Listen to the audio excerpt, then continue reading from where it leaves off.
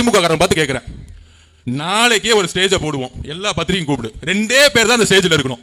எல்லா நிர்வாகிகளும் இந்த கேள்வியை பதில் சொல்லுங்க.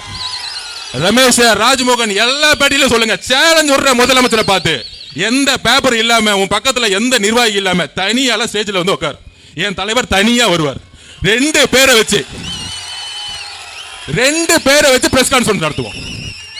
இந்த போட்டிக்கு நான் ரெடினா நாளைக்கே நான் ரெடி, என் தலைவர் ரெடி. இந்த அள்ளு சில்லறைகளை என் தலைவர் பதில் சொல்ல மாட்டார்.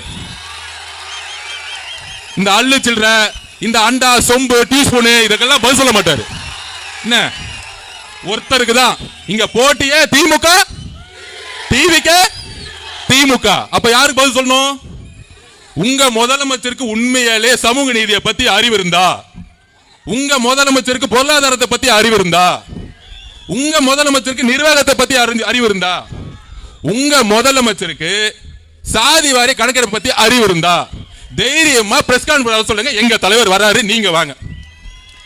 இன்னமேட்டு பிரஸ் கான்ஃபரன்ஸ் பத்தி பேசினா மாண்புமிகு முதலமைச்சர் நீங்க வாங்க.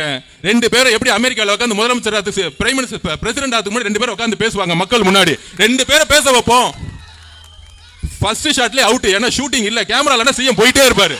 உங்க விஜய் காலத்துக்கு வந்துட்டா.